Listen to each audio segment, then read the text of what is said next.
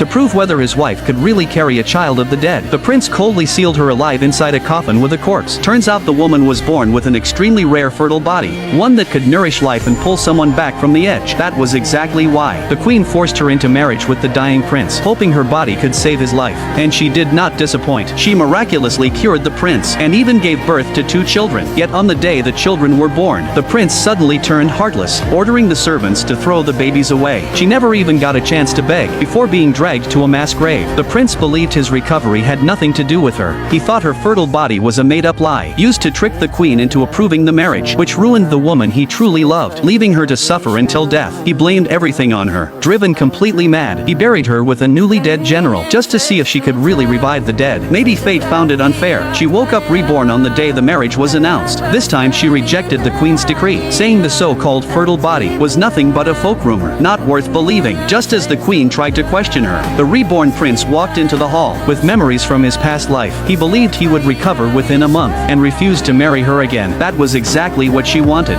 Yet she knew very well, without her help, the prince would die within a month, and the queen would never spare her. While she was still lost on what to do, she spotted a coffin by the roadside. It belonged to the general's mother, prepared in advance for her dying son, knowing his time was running out. It was the same coffin the prince buried her in before. That discovery sparked a plan. She immediately went to see the general's mother, saying if the general married her, she could save his life with her body. Hearing her dying son still had hope, the old lady clung to it like salvation. She immediately put on a family jade bracelet and promised to seek royal approval in 3 days to make sure the queen agreed. After returning home, she deliberately provoked the scheming woman's maid. When the prince came to confront her, she secretly used silver needles on the scheming woman, ensuring a false pregnancy would be diagnosed in 3 days. The queen believed the prince had an heir, which meant she could finally be released. Yet the prince thought she meant harm and ordered her beaten on the spot. Even worse, to stop the queen from believing her again, he ordered her womb ruined. Luckily, the queen arrived in time, stopping an even darker outcome. To calm her, the queen personally reassured her. After the wedding in 3 days, once the scheming woman carried a child, she would send her away with honor. Before her words settled, a maid rushed in, announcing the general's mother had arrived, here to formally propose the marriage. The queen hesitated to keep options open, refusing to decide. As the three were locked in tension, the prince brought shocking news. The scheming woman was pregnant. The queen was overjoyed, unaware it was a false pregnancy created by needles. The prince also claimed his health was improving, saying he no longer needed her body.